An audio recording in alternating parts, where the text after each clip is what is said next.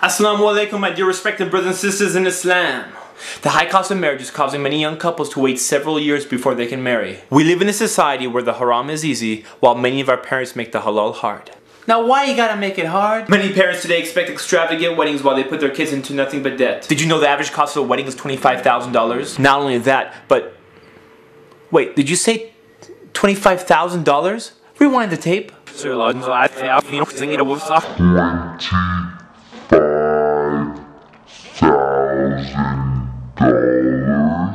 That's what I thought you said. Wow, that's a lot of money. That's $6,250 per hour. $104 per minute. $1.73 per second. $1.73 per second? Yes, by the time I finish this sentence, you have now paid $10. Most of us are in our 20s when we're trying to get married. Barely getting out of school. Just starting our careers. Trying to pay off college expenses. And you want to jump into this $25,000 hole? How's that for a marriage gift? This is for us? Thank you. Congratulations, you are in debt for $25,000. Thank you. What? Joke! Joke!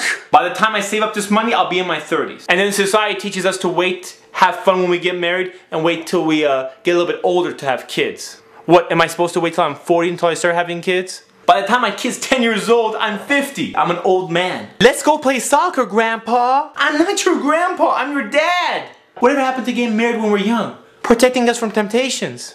And back to the $25,000 thing. Now where am I supposed to get $25,000 from? Hey bro, we're not even talking about the dowry yet. We're just talking about the wedding day. Here's a reality check for you. If the parents expect you to spend $25,000 on a wedding, imagine how much they're going to ask you to spend on the dowry.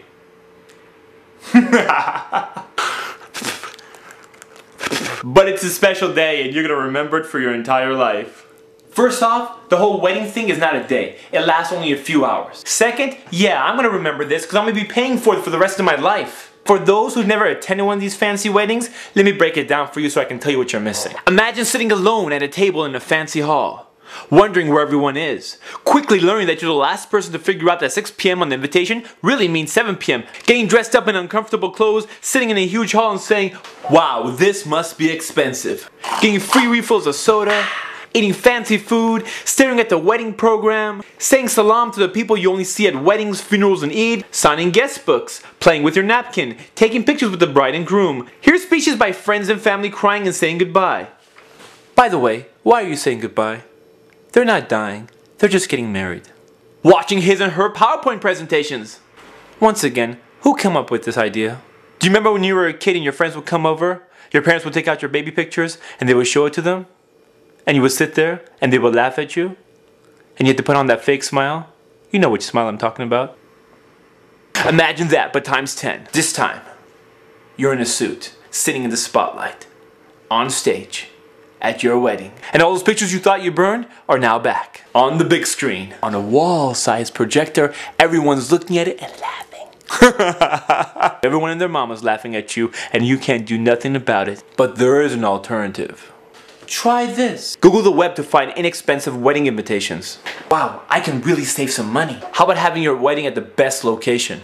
The masjid. You'll save a grip of money, and what honor is better than getting married at Allah subhanahu wa ta'ala's house? You can set the time between salat times if you want. Let's say Maghrib to Isha. That way people get there on time. Can you imagine the reward of bringing 100 people to the masjid to pray 2 salats? That is what I'm talking about, man. Contact your local halal restaurant and ask them for a deal. You know how they say? Hook it up. So give me a good deal. Huh? I love it. I love it. Mwah! And finally, and most importantly, make dua to Allah subhanahu wa ta'ala and make a pure intention. Because if you do it only for the sake of Allah subhanahu wa ta'ala, your reward is with Him. And if you do it for the people, your reward is with them. And if you don't do it for Allah subhanahu wa ta'ala, you're getting ripped off. Ripped off. $25,000 ripped off. And even if you try to save money, you're still getting ripped off. Anyways, the whole thing shouldn't cost you more than a couple $1,000s. So with all the money you save, you and your wife can start traveling. Be debt free. Maybe even have enough money to go to Hajj. Together. That's what I'm talking about. Start off your marriage on the right foot. You know what I'm saying? You know what I'm saying? This is Ali reminding you just in case you forgot.